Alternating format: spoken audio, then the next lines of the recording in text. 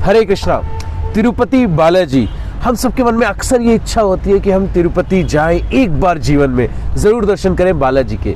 लेकिन हम में से बहुत कम लोगों को बालाजी प्रकट कैसे हुए थे इसके बारे में मालूम है। तो आज हम आपको बताने वाले हैं कि तिरुपति बालाजी का जो विग्रह है जो तिरुमला में, वो कैसे प्रकट हुए वहां पर। हम इसके बारे में आज आपको पूरी जानकारी देंगे।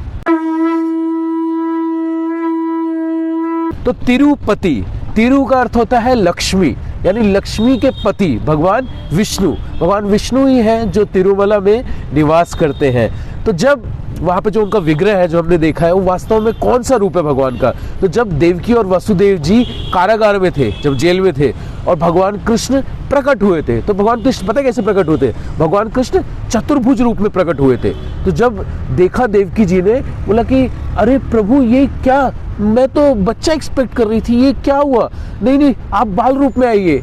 तो फिर वापस से कृष्ण जो है वो छोटे से बालक बन गए। तो वो जो रूप दिखाया था वहां पे, चतुर्भुज रूप, जब भगवान प्रकट हुए थे कारागार में, वही एग्जैक्टली जो रूप है वो है बालाजी में। तो बालाजी में भगवान कैसे प्रकट हुए? तो स्कंद पुराण में वर्णन आता है। एक समय की बात है कि ऋषि मुनि सारे यज्ञ कर रहे थे। तो नारद जी वहां से गुजरे। नारद जी ने देखा ये क्या कर रहे हैं, अच्छा यज्ञ कर रहे हैं। तो गए उनके पास, बोला कि आप लोग ये जो यज्ञ कर रहे हैं ये क्यों कर रहे हैं आप लोग? तो बोला कि हम प्रसन्न करने के लिए, भगवान को प्रसन्न करने के लिए। अच्छा भगवान, तो आपको पता है भगवान कौन है वास्तविक में? जो ब्रह्मा विष्णु महेश है, उसमें से वास्तविकता में भगवान कौन है, क्या आपको पता है? तो सारे ऋषि मुनि बोले कि भगवान कौन है, अचंभे में पड़ गए। तो वशिष्ठ मुनि जी को नारद जी ने बोला कि आप जो है इस चीज का परीक्षण करिए, कि जाकर पता करिए कि ब्रह्मा विष्णु और महेश में से भगवान कौन है। तो वशिष्ठ मुनि ने हाथ जोड़ लिया कि नहीं, इनके साथ खेलना मतलब कि आग के समान खेलने के बराबर है। मतलब ब्रह्मा विष्णु महेश का जाके परीक्षण करूं मैं, मेरी इतनी हिम्मत नहीं है, मैं नहीं कर सकता, क्षमा कीजिएगा। तो बोला कि अच्छा आप नहीं कर सकते। फिर भृगु मुनि थे, भृगु मुनि को बोला आप कर सकेंगे ये वो? तो भृगु मुनि तैयार हो गए। तो भृगु मुनि सबसे पहले ब्रह्मा जी के पास गए। ब्रह्मा जी के पास गए, बड़ा अनादर किया ब्रह्मा जी का, उनसे बात नहीं किया, उनको बिल्कुल इग्नोर किया। तो ब्रह्मा जी देखे तो बहुत क्रोधित हो गए, ये क्या कर रहे हैं ये?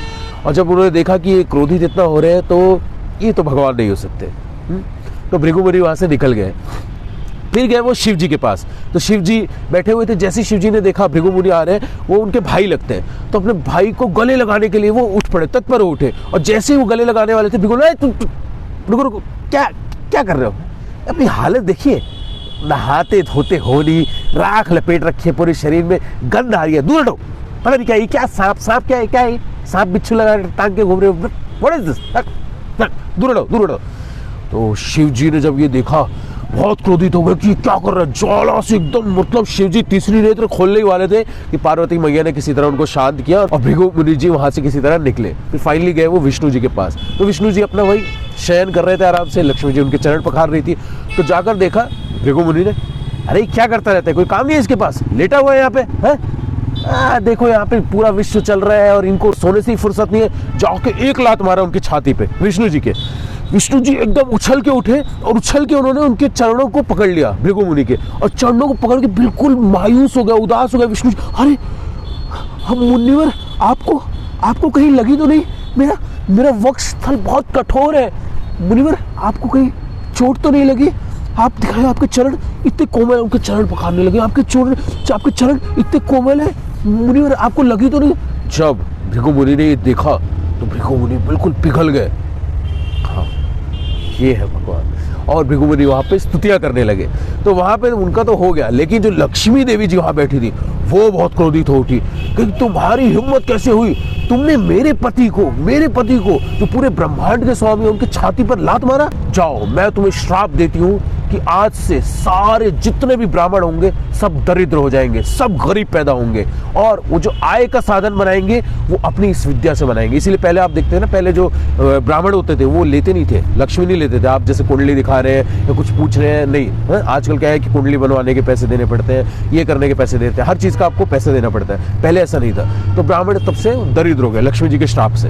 फिर क्या हुआ कि लक्ष्मी जी ने फिर विष्णु जी के ऊपर बोला कि आपने खा लिया, मतलब आपको इनको थप्पड़ मारना चाहिए, वापसी में इनका वध कर देना चाहिए, और आप चुपचाप मार खा के आप उनके चरण पकड़ के बैठे हुए हैं। मुझे आपसे ये उम्मीद नहीं थी। और वो वैकुंठ छोड़कर लक्ष्मी जी चली गई। धरती पर आ गई। और कहाँ आ गई? यहाँ पे जंगल जंगल भटकती भटकती महाराष्ट्र में कोल्हापुर जगह है, कोल्हापुर में जाकर वो आसन जमाकर बैठ गई। अब जब लक्ष्मी जी वैकुंठ से चली गई तो वैकुंठ जो है पूरा ऐश्वर्य विहीन हो गया, पूरा ऐश्वर्य समाप्त हो गया भगवान का, वैकुंठ का। तब भगवान ने सोचा कि अब लक्ष्मी जी को ढूंढने जाना चाहिए। तब भगवान शेषाचल आए, शेषाचल या शेषाद्री बोलते हैं, वो जो तिरुमला पर्वत है ना, हम लोग देखते हैं तिरुपति है नीचे जमीन जो तिरुपति बोलते हैं, और तिरुपति ऊपर जो है पहाड़ पे भगवान रहते हैं, उसको तिरुमला बोलते हैं। और शेषाद्री पर्वत भी बोलते हैं, शेषांचल। शेषांचल मतलब कि जहाँ पे शेषनाग जी निवास करते हैं, मतलब शेषनाग के ऊपर भगवान रहते हैं। तो वहाँ पर आए शेषाचल में और लक्ष्मी जी को ढूंढने लगे। तो काफ़ी समय हो गया, लक्ष्मी जी नहीं मिली, तो थक हार के भगवान क्या है, एक चींटियों का टीला था पूरा, तो उस टीले के नीचे जाकर बैठ गए। जब ब्रह्मा, नारद जी और शिव जी ने ये देखा कि मतलब भगवान ये कैसे, मतलब कहाँ पे भगवान बैठे हुए हैं, उनको बड़ी मतलब भगवान इस हालत में उनसे सहन नहीं हुआ। तो ब्रह्मा जी ने एक गाय का रूप बनाया और शिव जी ने एक बछड़े का, और लक्ष्मी जी ने बनाया उनकी सेवा करने वाली का रूप। और वो गए वहां पे, उस समय आकाश राज के नामक एक राजा थे, तो राजा के पास गया और उनको वो जो गाय है वो बेच दी। तो रानी जो है वो गाय उनको बहुत पसंद आई, इतनी सुंदर गाय, ब्रह्मा जी स्वयं बने थे, तो इतनी सुंदर गाय, तो रोज जो है ग्वाला उनको चराने के लिए ले जाते। लेकिन रानी देखती कि गाय सुंदर है, बहुत पावरफुल है, लेकिन ये दूध नहीं देती। तो ग्वाले से पूछा, ये दूध क्यों नहीं देती है? तो ग्वाले ने सोचा, दूध नहीं देती, हाँ ये बात तो सही, दूध क्यों नहीं देती? तो ग्वाले ने ऑब्जर्व किया कि जब वो जाते हैं चराने के लिए, तो वहां पे जो एक टीला है, चींटियों का टीला, उसके नीचे जाकर गाय अपना सारा दूध निकाल देती है। मतलब वो भगवान की सेवा कर रहे थे ब्रह्मा जी।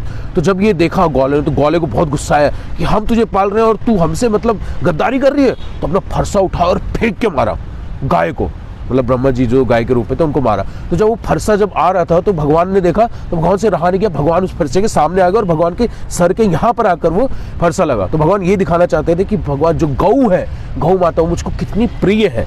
और भगवान के जब यहाँ पे लगा तो खून बहने लगा, और खून बहने लगा और यहाँ के बाल भी जो है वो निकल गए। फिर भगवान वहाँ से गए, फिर ढूंढने लगे, खून बह रहा है। फिर बाद में वहाँ पे अगस्त मुनि जी मिले, उन्होंने औषधि वगैरह लगाई, लेकिन भगवान के बाल यहाँ के चले गए थे।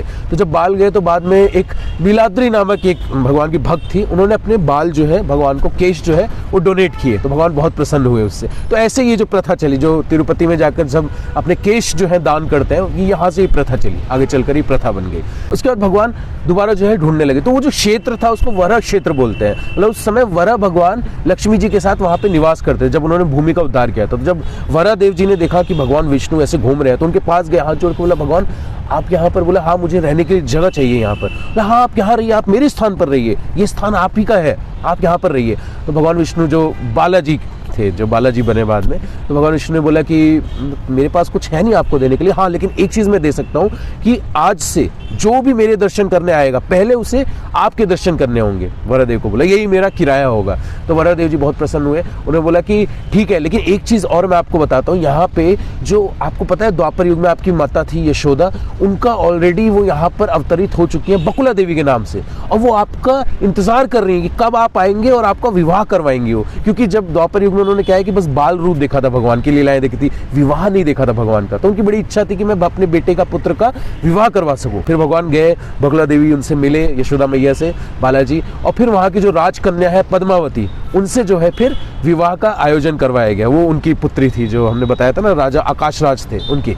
तो जो विवाह के लिए भी पैसे नहीं थे, तो कुबेर जी को भगवान ने अप्रोच किया, बालाजी ने, कि धन चाहिए विवाह। तो इतना धन के, इतने सोने के सिक्के, मतलब वर्षा हुई वहां पे, कुबेर जी ने वर्षा की। ये बताते हैं कि सारी गौशाला भर गई, गाय बाहर आ गए, सबके घर भर गए, कितने समय तक लोग बाहर सोए सड़कों पे, क्योंकि घर में सोने के सिक्के भरे हुए थे।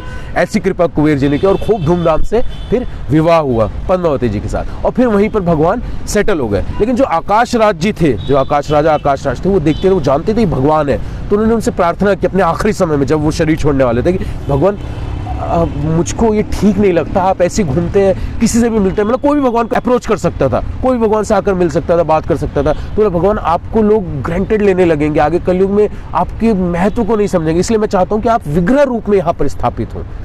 तब जाके भगवान वहां पे विग्रह रूप में, जो बालाजी का हम लोग रूप देखते हैं, उस रूप में भगवान वहां पर स्थापित हुए, जो हम लोग आज देखते हैं। तो इस तरीके से बालाजी वहां पर प्रकट होते, और कब प्रकट होते? इस मनवंतर के पहले जो कलयुग था, पहला कलयुग था, उस समय बालाजी वहां पर प्रकट हुए थे और समस्त प्रकार की सेवाएं भगवान वहाँ पे स्वीकार करते हैं। और हमारे इस्कॉन के founder Acharya his divine grace AC Bhaktivedanta Swami Srila Prabhupada ji जब वहाँ पर गए थे तो वहाँ पे जो तिरुमला के जो अधिकारी थे, वहाँ पे जो सेवा करते थे, उन्होंने कहा था कि स्वामी जी आप कभी भी आकर भगवान के दर्शन करते सकते हैं किसी भी समय में। और आपको जो अभी हम जाते हैं ना, लाइन लगानी पड़ती है, घंटों लाइन लगानी पड़ती है, तो Prabhupada ji with in seconds पहुंच जाते थे बिल्कुल भगवान के सामने और दर्शन करते थे।